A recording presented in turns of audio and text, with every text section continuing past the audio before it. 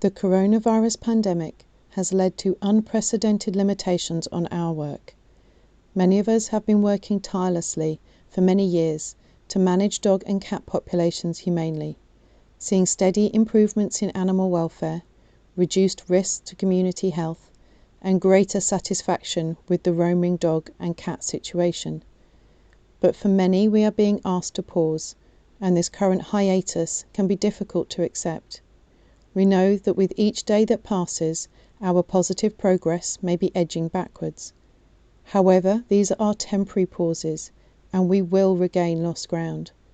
But perhaps more importantly, it is because of the good work we have done in the past that our sterilised populations of dogs and cats will be more robust to these pauses, and for that, everyone who has invested in humane dog and cat population management should be thanked. Humane dog and cat population management requires a comprehensive approach, tailored to local conditions and targeted to locally prioritised problems.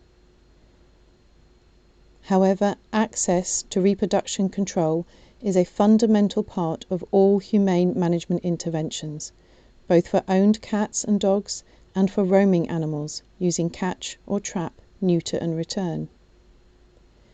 But to support the control of this global COVID-19 pandemic, many organisations have had to pause their sterilisation procedures to save on medical equipment such as personal protective equipment or PPE that may be needed when treating people, or to reduce transmission between veterinary staff, animal owners and carers. But although our sterilisation work has paused, its effect is living on and may now be having a positive impact that few of us had previously considered. Here we are looking at a hypothetical population of dogs. Similar population dynamic processes will be happening in cat populations too. Some of these dogs are female, and if they are unsterilised, many will breed.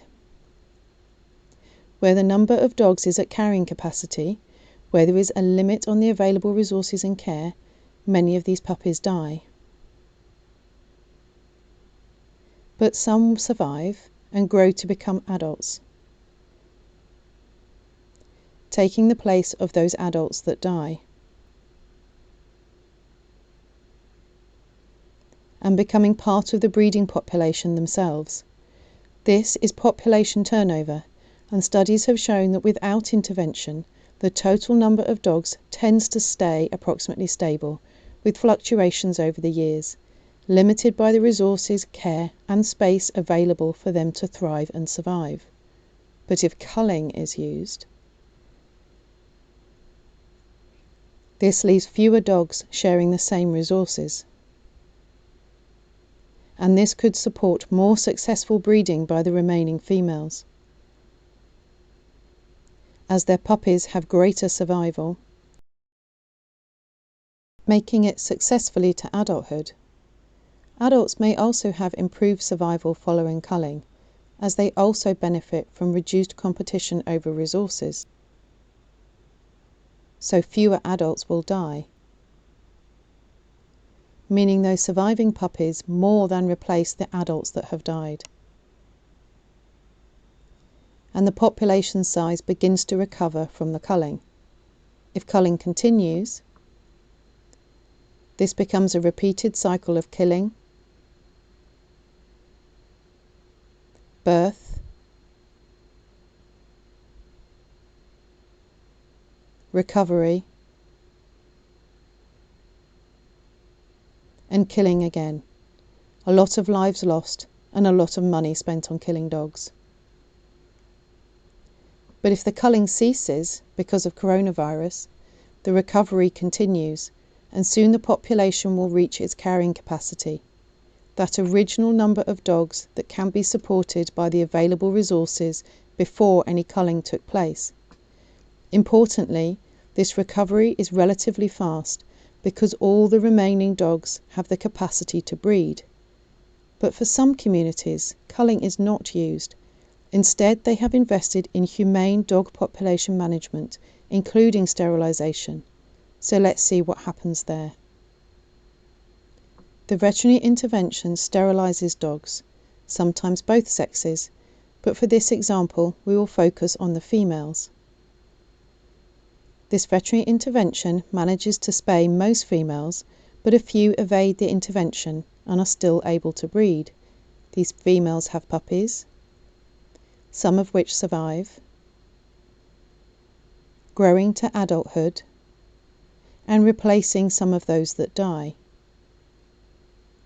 But if the sterilisation has been sufficient, that replacement is not complete. The vet intervention continues to work, keeping the sterilisation coverage as high as possible by spaying females missed previously and those born since. Births and deaths continue, and the population steadily declines. But this time, when coronavirus forces the work to stop, the recovery back to carrying capacity will be far slower, because only a small proportion of the population has the capacity to breed. This is how our past sterilisation, as part of humane population management, will support our communities in these times of lockdown. So although helping our community cope with this global pandemic was not top of our minds when we planned our sterilisation work, that is exactly what we have achieved. Your work has made your dog and cat populations more robust and stable, hence supporting the resilience of your communities to COVID-19 by protecting them from additional concerns about stray animals. And for that, ICAM would like to thank you for all your efforts in humane dog and cat population management that continue to protect dogs, cats, and people in these difficult times.